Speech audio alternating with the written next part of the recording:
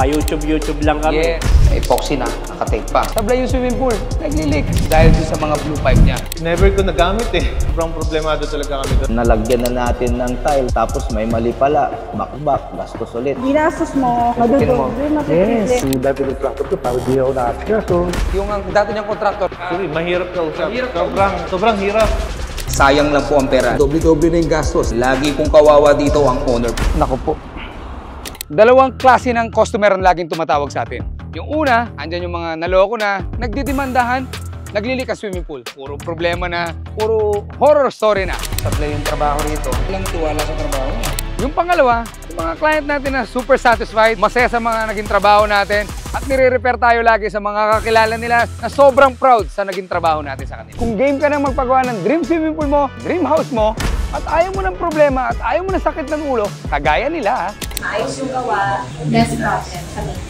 Talagang iba yung approach mo sa kliyente. Lahat ng information na provide sa akin. Wala akong nakitang flaws doon sa gawa nyo, maliban sa talagang magaling yung team nyo. Saka very professional ang team mo, sir, ha? Kung may budget ka talaga, doon ka sa maalam. Hindi ka pwede sa mason-masonan. Talaga, ang pinaka-importante talaga yung after sales. Lahat full package tuturo nila, kaya hindi kayo mamumblema. Nasagot ba namin lahat ng mga questions nyo? Lahat ng tanong mo, sasagutin ka talaga. Nagawa ko ba yun, sir? Oo, nagawa mo. Yung servisyo nyo, sobra. Ang ganda. Satisfied ka ba sa naging trabaho namin? marirekomenda nyo kami po, sir? Ba, matagal na. Happy ka ba sa naging outcome? Happy, kumikita na eh. Marirecommend nyo ba kami? Siyempre naman. Highly recommended ko si Tito Sai. Of course, I would highly recommend Tito Sai Pool Guy because they're very professional. Oh, no doubt. Yeah. Actually, nirecommend ko na yan sa mga friends ko eh. Subukan nyo para wala kayong problema, di ba? Sakit ng ulo. Wala sakit ng ulo. Very happy ka ba, sir?